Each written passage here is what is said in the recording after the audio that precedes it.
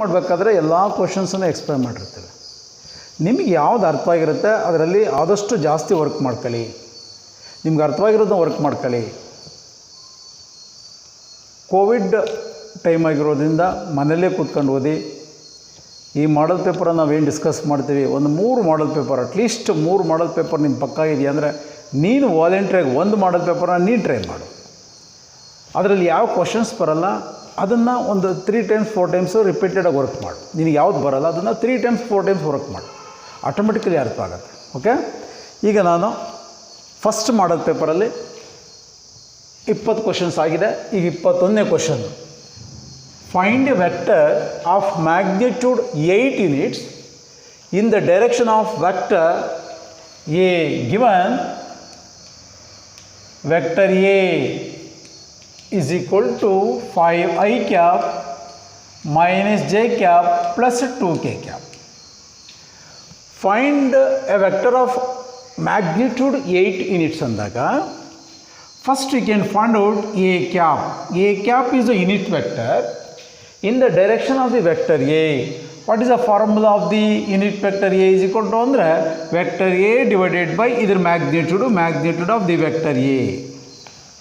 Vector A ಕೊಟ್ಟಿದ್ದಾರೆ 5i cap minus J cap plus 2k cap divided by root of magnitude of A vector ಅಂದರೆ root of ಒಂದು ವೆಕ್ಟ್ರನ್ನು ಕೊಟ್ಟರೆ components of this vector 5 minus ಅಂದರೆ -1 2 ಇದನ್ನು ಟ್ರಯಡ್ formal ಬೇಕಾದರೂ ಬರಿಬೋದು 5 -1 2 5 - 1 2 ನಾವು components of the vector A ಅಂತ ಕರಿತೀವಿ.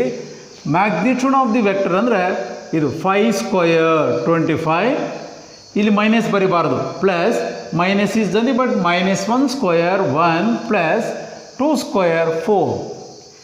A cap is equal to 5i cap minus J cap plus 2k cap divided by 25 + 1 26 plus 4 30 root 30. This is unit vector.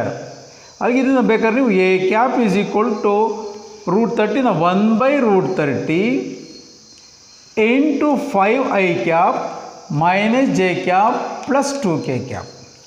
This is a cap. Required vector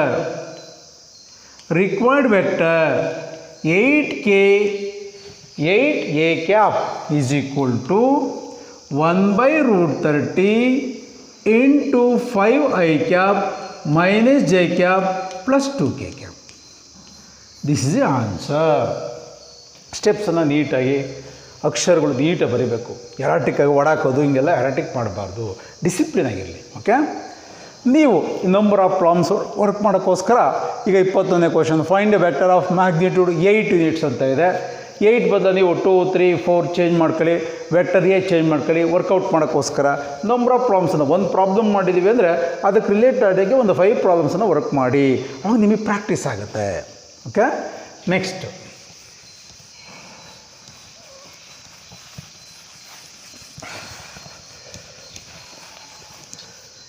22ನೇ question. Find the area of a parallelogram whose adjacent sides are given by the vectors vector A is equal to 3i cap plus j cap plus 4k cap and vector B is equal to I cap minus j cap plus k cap are adjacent sides. ಕೊಟ್ಟಿದ್ದಾರೆ ಅವರು. What is the area of the parallelogram formula? Area of the parallelogram formula, magnitude of vector A cross B. Area of the parallelogram is equal to magnitude of A cross B. General ಆಗಿ students mistakes ಮಾಡ್ಕೊಳ್ಳೋದೇನು ಅಂದರೆ area ಅಂದ ತಕ್ಷಣ general practice ಆಗಿರುತ್ತಲ್ಲ ಎಲ್ಲ ಕಡೆ ಬರೆದು 1/2 ಬರೆದ್ಬಿಡ್ತೀವಿ. ಇದರಲ್ಲಿ adjacent sides ಅಂದಾಗ ನೀವು 1/2 ಬರೆಯೋಕ್ಕೆ ಹೋಗಬಾರ್ದು. Just area of the parallelogram is equal to magnitude of a cross b ಅಂತ ಬರೀಬೇಕು. ಈಗ ನಾವು we know that how to find out a cross b vector. A cross b ವೆಕ್ಟರನ್ನು ಕಂಡುಹಿಡ್ಕೊಬೇಕಾದ್ರೆ by using third order determinant. First row nalli I, J, K. Second row nalli vector A components 3, 1, 4. Third row nalli vector B components 1, -1, 1. We know that how to expansion of third order determinant. ನಾವು matrices ಮತ್ತು ಡಿಟರ್ಮಿನೆಂಟ್ಸಲ್ಲಿ determinant ಚಾಪ್ಟ್ರಲ್ಲಿ third ಆರ್ಡರ್ನ expansion ಮಾಡಬೇಕಾದ್ರೆ plus minus plus ರೂಲನ್ನು use ಮಾಡ್ಕೊಂಡು expansion ಮಾಡಿರ್ತೀವಿ. Plus i cap into minus J cap into plus k cap into what is the position of i cap ಅಂದರೆ first row first column. This is second order. We know that how to expansion of second order. First multiplication of these two, 1 into 1, 1. Next ಹಿಂಗೆ ಗುಣಿಸ್ಬೇಕಾದ್ರೆ ನಿಮ್ಮ ರೂಲಲ್ಲಿ minus ಇರುತ್ತೆ, minus into minus plus 4. ಡೈರೆಕ್ಟಾಗಿ ಬೇಕಾದ್ರೆ 5 ಅಂತ ಬರಿಬೋದು. Next minus J first row second column, 3 into 1, 3. ಇಲ್ಲಿ ಗುಣಿಸ್ಬೇಕಾದ್ರೆ -4. Position of K, first row third column, -3, -1. Okay, ಕೇರ್ಫುಲ್ಲಾಗಿ observe ಮಾಡಬೇಕು. ಮ್ಯಾಥಮೆಟಿಕ್ಸಲ್ಲಿ ಒಂದು ಮೈನಸ್ ಮಿಸ್ಟೇಕ್ ಆದರೆ ಗೊತ್ತಿಲ್ಲದೆ ಆಗೋ ತಪ್ಪುಗಳವು. ಕೇರ್ಫುಲ್ಲಾಗಿ ಅಬ್ಸರ್ವ್ ಮಾಡಿ, ಪೇಷನ್ಸ್ ಇರಬೇಕು, ಕಾನ್ಸಂಟ್ರೇಷನ್ ಇರಬೇಕು, ಡೆಡಿಕೇಶನ್. ಈ ಮೂರು ಇದ್ದರೆ 100% ಸಕ್ಸಸ್. ಓಕೆ, ನಾವು 4 + 1 5 ಇಂಟು ಐ ಕ್ಯಾಪ್ ಬಂದೇ ಬರುತ್ತೆ, ಬಂದ್ಬಿಟ್ಟಿದೆ. ಒಂದು ಓವರ್ ಕಾನ್ಫಿಡೆನ್ಸ್ ಬೇಡ, ನಿಧಾನಕ್ಕೆ ಕೂಲಾಗಿ ಮಾಡಬೇಕು. ಆಮೇಲೆ ಯಾವ್ದು ಈಸಿ ಇರುತ್ತೋ ಅದೇ ಮಿಸ್ಟೇಕ್ಸ್ ಆಗೋದು ಜಾಸ್ತಿ.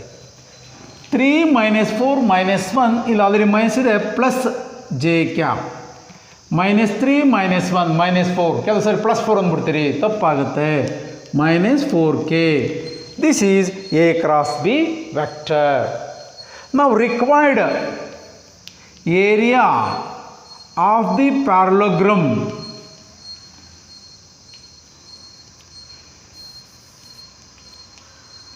Word symbol ಬರೀಬೋದು.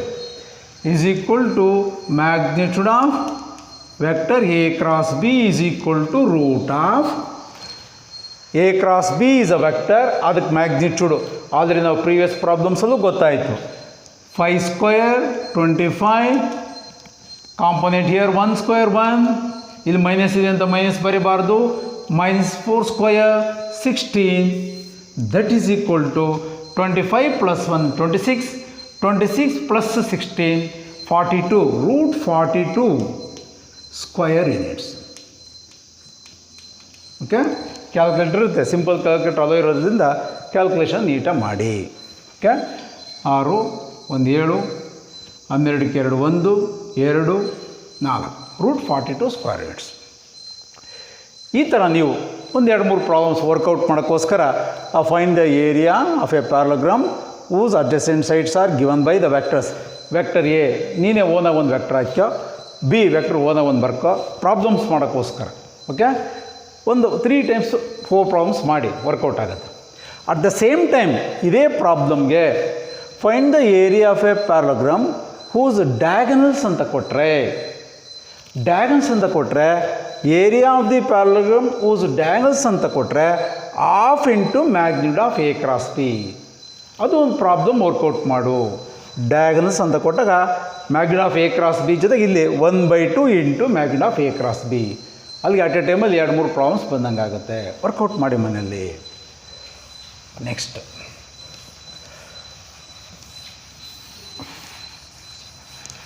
ಎಷ್ಟು ಬೇಕಾದ್ರೂ ನೀವು ಮನೆಗೆ ವರ್ಕ್ ಮಾಡಿದಷ್ಟು ಒಳ್ಳೆಯದು. ಯಾಕೆಂದರೆ ನಮ್ಮ second PUC is very important for future higher course, higher educations, BSc ಮತ್ತು BE ಇವೆಲ್ಲ ಹೋದಾಗ ಮ್ಯಾಥಮೆಟಿಕ್ಸ್ ಬೇಕೇ ಬೇಕು. Next 23rd, find the equation of the plane with intercept 3 on the y-axis and parallel to ZOX plane. Solution: equation of the plane parallel to ZOX plane is y is equal to k. y is equal to k. Put The point in the 3D xyz is equal to 0, 3, 0. Equation of the plane is parallel to ZOX is y is equal to 3. y coordinate ಜಾಗದಲ್ಲಿ 3 ಆಗ್ತದೆ. ಇದೇ ಪ್ರಾಬ್ಲಮ್ಗೆ ನೀನು 3 type problems ಮಾಡ್ಬೋದು. Find the equation of the plane with intercept 3 on the X Axis ಅಂದಾಗ X coordinate ಜಾಗದಲ್ಲಿ 3 ಹಾಕೊಳ್ಳಿ, ಇಲ್ಲಿ 0, 0. On the Z Axis ಅಂದಾಗ 0, 0, 3 ಹಾಕೊಳ್ಳಿ.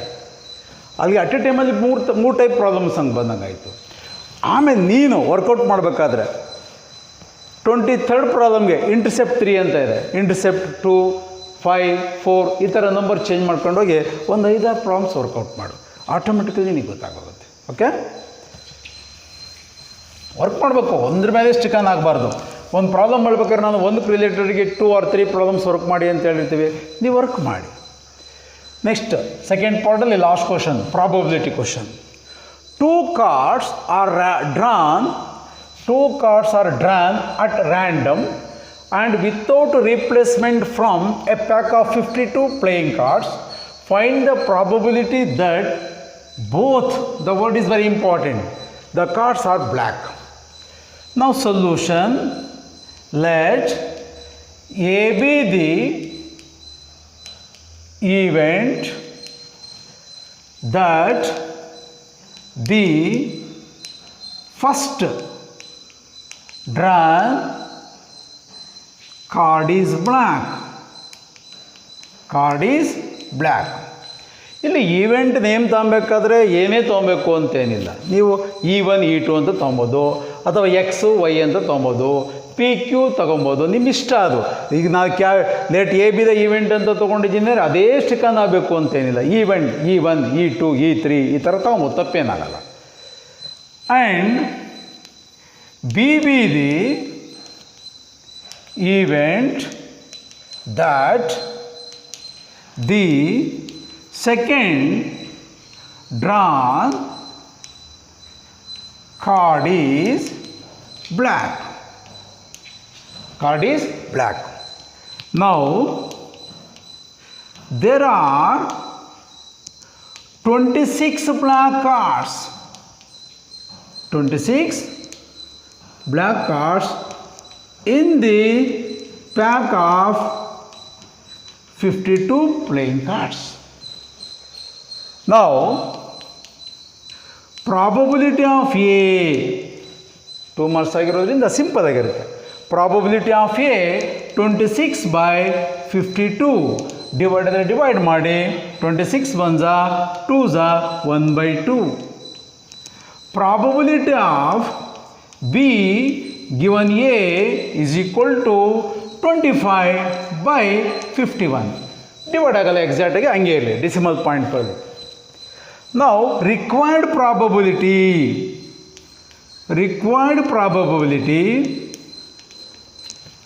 ಇಲ್ಲಿ ಬೋತ್ ಅಂತ ಇರೋದ್ರಿಂದ P of A intersection B, ನಾವು ಸೆಟ್ ಥಿಯರಿನೆಲ್ಲ ನೋಡಿದ್ದೀವಿ.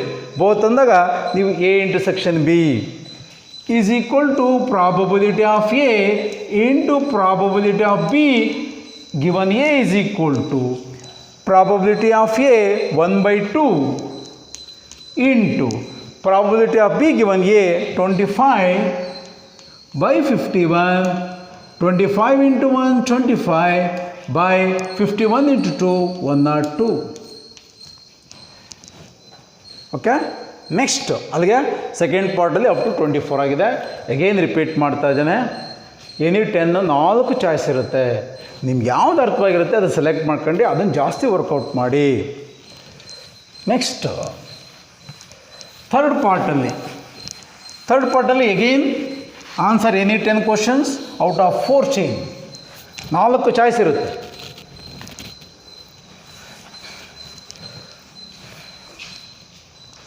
ಥರ್ಡ್ ಪಾರ್ಟಲ್ಲಿ 25ನೇ ಕ್ವಶನ್ನು ರಿಲೇಷನ್ಗೆ ಸಂಬಂಧಪಟ್ಟಿದ್ದು. Show that the relation R in the set of all integers. Integers ಬಗ್ಗೆ ನಮಗೆ ಚೆನ್ನಾಗಿ ಗೊತ್ತಿರಬೇಕು. Is defined by relation R is set of an order pairs such that 2 divides A minus B is an equivalence relation. ಮ್ಯಾಥಮೆಟಿಕ್ಸಲ್ಲಿ concept ಚೆನ್ನಾಗಿ ಗೊತ್ತಿರಬೇಕು, ಬ್ಲೈಂಡಾಗಿ ಯಾವುದೂ ಬರೆಯೋಕ್ಕೆ ಬರಲ್ಲ. Blind ಬರಿತಾ ಇದ್ದೀವಿ ಅಂದರೆ ಎಲ್ಲೋ ಒಂದು ಸ್ವಲ್ಪ ಮಿಸ್ಟೇಕ್ಸ್ ಆಗೋ ಚಾನ್ಸಸ್ ಇರುತ್ತೆ. ನಮ್ಗೆ ಇಂಟೀಜರ್ಸ್ ಅಂದರೆ ಏನಂತ ಗೊತ್ತಿರಬೇಕು. Integers are denoted by Z or I whatever it is. 0 + or -1 + or -2 dash dash are integers. ಇದರಲ್ಲಿ ಪಾಸಿಟಿವ್ ಇಂಟೀಜರ್ ಅಂದಾಗ +1 +2 +3 ಡ್ಯಾಶ್ ಡ್ಯಾಶ್. ನೆಗೆಟಿವ್ ಇಂಟೀಜರ್ ಅಂದಾಗ -1 -2 -3 ಡ್ಯಾಶ್ ಡ್ಯಾಶ್. 0 ನೈದರ್ ಪಾಸಿಟಿವ್ ನಾರ್ ನೆಗೆಟಿವ್. ಕಾನ್ಸೆಪ್ಟ್ ಚೆನ್ನಾಗಿ ಗೊತ್ತಿರಬೇಕು. ಈಗ ಈ ಪ್ರಾಬ್ಲಮ್ಸಲ್ಲಿ ಯಾವುದೇ ಕಾರಣಕ್ಕೂ ಈ ಥರ ನಂಬರ್ಗಳನ್ನು ತಗೊಂಡು ಮಾಡೋಕ್ಕೆ ಹೋಗಬಾರ್ದು. ಏನು ಆರ್ಬಿಟ್ರಿ ಎಲಿಮೆಂಟ್ಸ್ ಇದೆ ಅವೇ ತೊಗೊಂಡು ಮಾಡ್ತಾ ಇರಬೇಕು. ಇಲ್ಲಿ given the relation R is set of an ordered pairs such that 2 divides A minus B. 2 divides A minus B is an equivalence relation. ನಮಗೆ ಈಕ್ವಲೆನ್ಸ್ ರಿಲೇಷನ್ ಅಂದರೆ ಏನಂತ ಗೊತ್ತಿರಬೇಕು. Reflexive relation, symmetric relation, transitive relation R satisfied on R, hence relation is equivalence relation. Reflexive relation satisfied ಆಗಬೇಕು on R, symmetric relation satisfied ಆಗಬೇಕು on R, transitive relation is satisfied on R, then the relation is an equivalence relation. Before that divides ಅಂದರೆ ಏನು ಅಂತ ನಾನು explain ಮಾಡ್ತೀನಿ. First problem ಮಾಡೋದಕ್ಕಿಂತ ಮುಂಚೆ what is a concept, what is a meaning of divides. Divides ಅಂದರೆ ಇದನ್ನು ಸಿಂಪಲಲ್ಲಿ ನೋಡಿ, 2 divides A minus B ಅಂತ ಬೇಕಾದ್ರೂ ಕೊಡ್ಬೋದು ಎಕ್ಸಾಮ್ಗೆ. ಇದನ್ನು don't read as 2 divided by A minus B ಅಂತ ಓದಬಾರ್ದು. 2 divides A minus B. What is the meaning of 2 divides A minus B ಅಂದರೆ ಜನರಲೈಸ್ ಮಾಡ್ತೀನಿ. A divides B means B divided by A. Pronunciation ನೋಡಿ. A divides B means B divided by A. ಬಿನ ನಾವು ಎಯಿಂದ divide ಮಾಡಬೇಕು. ಬಿನ ನಾವು ಎಯಿಂದ divide ಮಾಡಿದಾಗ ನಮಗೆ ಎಕ್ಸಾಕ್ಟ್ ಇಂಟೀಜರೇ ಬರಬೇಕು. ಇಂಟೀಜರ್ಸ್ ಅಂದರೆ ಏನು ಗೊತ್ತಿರಬೇಕಲ್ವ ನಮಗೆ. 0 + or -2 + or -3 ಇವನ್ನ ನಾವು ಇಂಟೀಜರ್ಸ್ ಅಂತ ಕರಿತೀವಿ. Decimal points are not integers. ಇಲ್ಲಿ ನಾವು ಬಿನ ಎಯಿಂದ ಡಿವೈಡ್ ಮಾಡಿದಾಗ ಎಕ್ಸಾಕ್ಟ್ ಇಂಟೀಜರೇ ಬರಬೇಕು. ನಾನು ಇಂಟೀಜರ್ನ ಝಡ್ ಅನ್ನೋಬೋದು ಕೆ ಅಂತ ಕರಿತೀನಿ, ಏನು ಬೇಕಾದ್ರೂ ಡಿನೋಟ್ ಮಾಡಬೇಕು, ಅದಕ್ಕೆ ವರ್ಡಲ್ಲಿ ಯೂಸ್ ಮಾಡ್ತಾ ಇದ್ದೀನಿ. ಬಿನ ನಾವು ಎಯಿಂದ ಡಿವೈಡ್ ಮಾಡಿದಾಗ ಎಕ್ಸಾಕ್ಟ್ ಇಂಟೀಜರ್ ಬಂದರೆ ಎ ಡಿವೈಡ್ಸ್ ಬಿ. ಬರಲಿಲ್ಲ ಅಂದರೆ ಸರ್ ಈಸ್ ನಾಟ್ ಡಿವೈಡ್ಸ್. ಒಂದು ಎಕ್ಸಾಂಪಲ್ ಹೇಳೋಕ್ಕಾಗುತ್ತೆ ಸರ್ ನೋಡಿ. 2 divides 3 ಅಂತ ಬರೆದಿದ್ದೀನಿ. ಈಸ್ ಇಟ್ ಡಿವೈಡ್ಸ್ ಅಂದರೆ ನೋ. ಯಾಕೆ ಸರ್? 2 divides 3 ಅಂದರೆ 3/2 ಅಂತ ಅರ್ಥ. 3ನ ನಾವು 2ಇಂದ ಡಿವೈಡ್ ಮಾಡಿದಾಗ ಡೆಸಿಮಲ್ ಪಾಯಿಂಟ್ ಬರೋದ್ರಿಂದ 2 is not divides 3. 4 divides 2. Sir is it divides? Yes or no check ಮಾಡೋಣ. 2/4 ಆಯಿತು, 1/2 ಆಯಿತು, 1/2. ಇಲ್ಲೇನಿದು 1/2 ಅನ್ನೋದು ಕೆ ವ್ಯಾಲ್ಯೂ. 1/2 ರಿಸಲ್ಟ್ ಏನಾಯಿತು? 0.5. 0.5 is not an integer, there 4 is not divides 2. 2 divides 4. Is it divides? Check ಮಾಡೋಣ. 4/2. 2 1s 2 2s ನೋಡಿ 2 ಬಂತು, ಇದು ಇಂಟೀಜರ್, ಅದೇ ಕೆ ವ್ಯಾಲ್ಯೂ. ಕೆ ವ್ಯಾಲ್ಯೂ ಯಾವುದಂದ್ರೆ 2. ಇಂಟೀಜರ್ ಬರಬೇಕು.